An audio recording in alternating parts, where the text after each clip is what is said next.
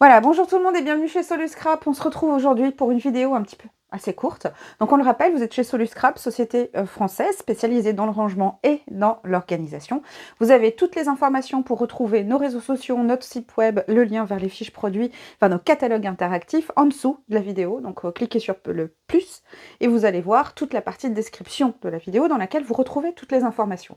Alors aujourd'hui, on va faire une vidéo assez courte sur le rangement des classeurs d'embossage. Vous aviez des questions sur le sujet, on a eu des questions par mail, donc on s'est dit voilà, on allait revenir sur le sujet puisqu'on vous a montré le rangement des classeurs d'embossage dans le petit vanity, mais uniquement en photo, on n'avait pas fait de vidéo. Et puis vous avez des questions sur les quantités aussi, donc voilà, c'était une façon aussi de pouvoir vous présenter le rangement des classeurs d'embossage dans le petit vanity et le grand bien sûr, et pour que vous puissiez vous rendre compte un petit peu de la quantité puisque les classeurs d'embossage n'ont pas tous non plus la même épaisseur et la même grandeur. On voit ça tout de suite. Voilà, donc rangement des classeurs d'embossage. Alors, je vais vous montrer un petit peu ce que l'on a en termes de classeurs d'embossage pour que vous puissiez voir un petit peu au niveau des grandeurs, etc. Donc, on a plusieurs marques. Donc, on a cette taille-ci. On a cette taille-là, un tout petit peu plus grande. On a des classeurs. Alors, ceux-là, ici, sont vraiment assez épais par rapport aux autres. Donc, on mettra un petit peu moins. Donc, c'est les 6X. On en a des petits comme ceci, là encore, les 6X un tout petit peu plus petits. Voilà, donc c'est vrai que les classeurs d'embossage ont des tailles un petit peu différentes. Alors, on a également des grands classeurs d'embossage. Donc ceux-là, on va vous montrer aussi parce que vous avez des questions pour savoir de quelle façon on allait pouvoir les ranger à l'intérieur. Alors, pour que ce soit plus simple aussi, on va prendre une règle et puis on va les mesurer. Donc les 6X, ils font du 11,4 à peu près sur la hauteur du 16... allez, 16,3. Cela, on est sur du 18 x 14,7 à peu près. Ici, on est sur du 17,8 x du 12,7 à peu près. Les grands, bah, c'est pareil, il y a plusieurs. Celui-là, il est un tout petit peu plus petit, mais on va prendre le plus grand, par exemple de Toga, celui-ci.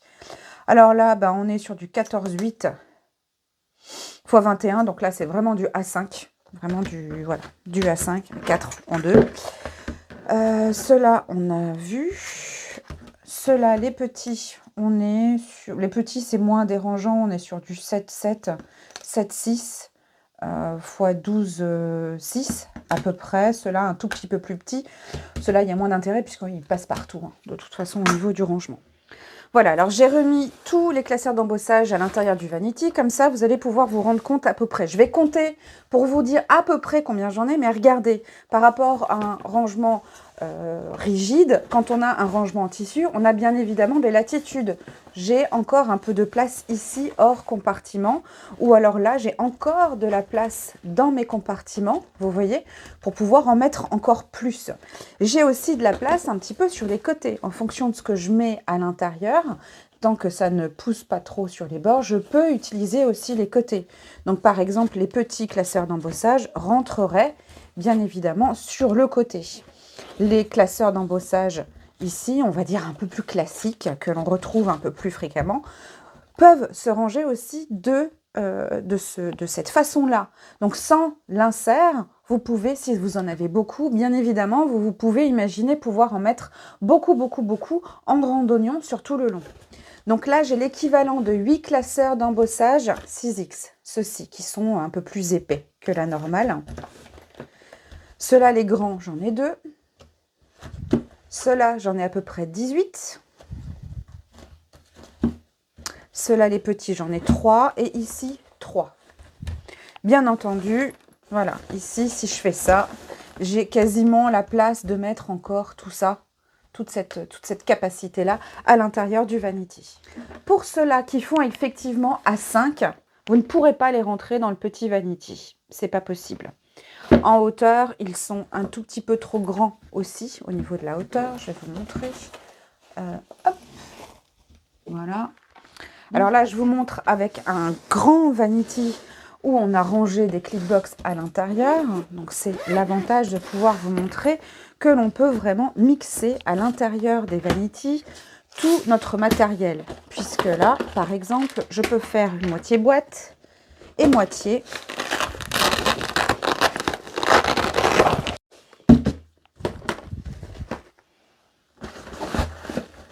classeur d'embossage.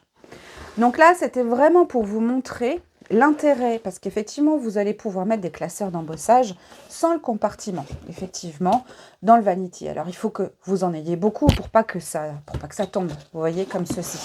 Si vous en avez beaucoup, vous pouvez les classer tous de cette façon-là.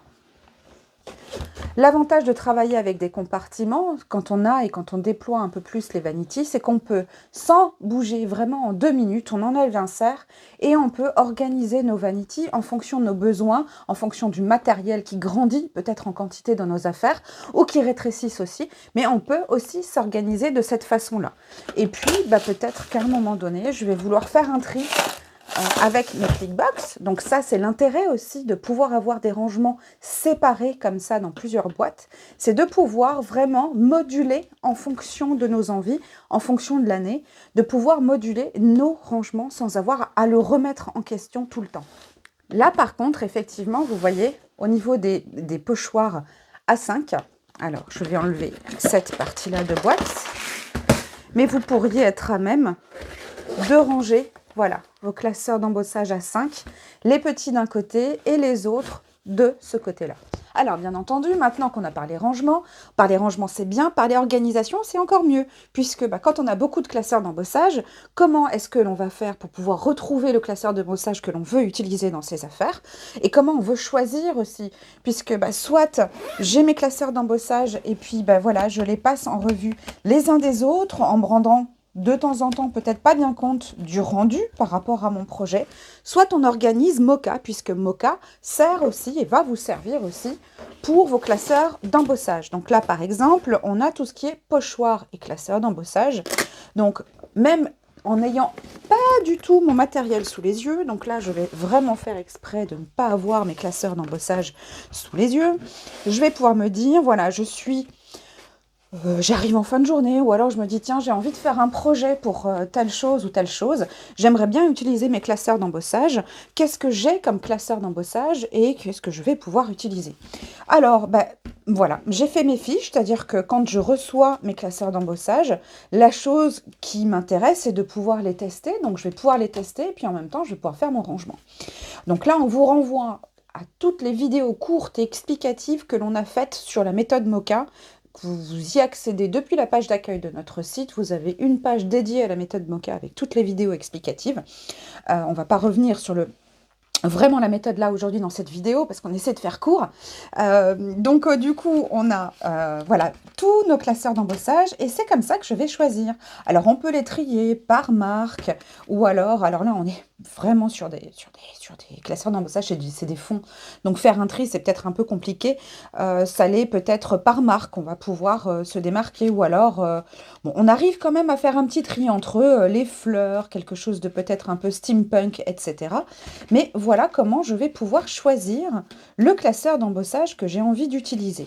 Donc par exemple, si j'ai envie d'utiliser celui-ci, je vois le rendu, je vois ce qu'il donne, je me dis je vais utiliser cela pour faire mes cartes, par exemple. Donc je sais que je l'ai.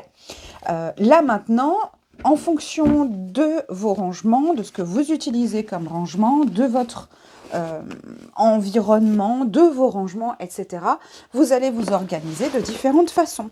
Donc soit à un moment donné, vous allez vous dire, moi je vais avoir par exemple une pince pour chaque espace que j'ai au niveau de mes compartiments. Ça c'est une possibilité. Je peux même pousser jusqu'à mettre mes fiches avec mes compartiments de rangement pour mes classeurs d'embossage. Je peux partir là-dessus. À ce moment-là, je n'ai pas besoin de pince. J'ai tout simplement les classeurs d'embossage qui sont rangés ici. J'ai le rendu. En fin de compte, c'est une aide au choix aussi. Ou alors, je peux aussi mettre de mettre 1, 2, 3, 4, 5, etc. Je peux aussi mettre des pinces sur mes compartiments à l'intérieur, voilà. Donc je peux aussi numéroter mes compartiments pour pouvoir m'y retrouver. Voilà différentes façons de faire pour l'organisation et le rangement de vos classeurs d'embossage. Mais ça, cette partie-là, vraiment, il n'y a pas de règles. C'est vous qui faites vos règles en fonction de la quantité de matériel en votre possession, en fonction de vos petites manies, etc. L'important, c'est vraiment d'être organisé pour retrouver rapidement son matériel, même si le matériel n'est pas sous nos yeux, il est là. Et c'est là-dedans que l'on va trier. Le matériel ne bouge pas. Alors bien entendu, vous nous l'avez demandé aussi, les classeurs d'embossage, vous pouvez aussi les ranger dans la trousse haute rectangle simple. Donc là, on a nos gels presse, nos jelly plate, voilà, en fonction du nom que vous leur donnez. Donc les classeurs d'embossage à 5, vous allez pouvoir les mettre aussi de cette façon-là. Donc je vous montre justement dans différentes positions que vous vous rendrez compte que là, comme ça ne fonctionne pas, mais ça fonctionne de cette façon-là. Mais ils rentrent tous aussi de cette façon-là. Donc là-dedans, vous pourriez mixer. Après, il faut en avoir quand même une sacrée quantité pour que ça ne bouge pas trop et que ce soit assez agréable lorsque vous voulez aussi les regarder.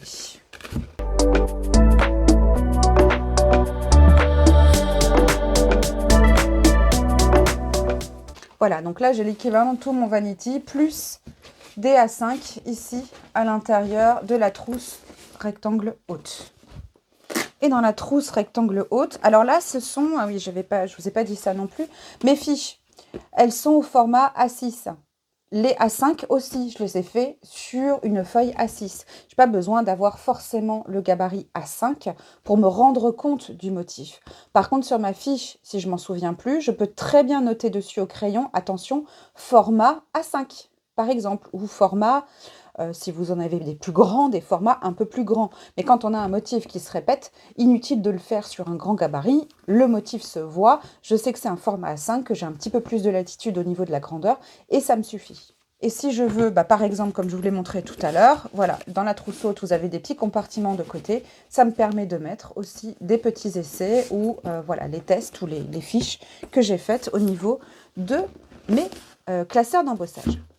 Alors après, l'avantage aussi, c'est que si on veut partir avec quelques classeurs d'embossage, vous n'êtes pas obligé de partir avec tout. C'est ce qu'on vous le répète à chaque fois. Donc là, par exemple, dans votre console nomade, pour vous montrer aussi que si vous voulez partir avec quelques classeurs A5, ils rentrent aussi dans la console nomade.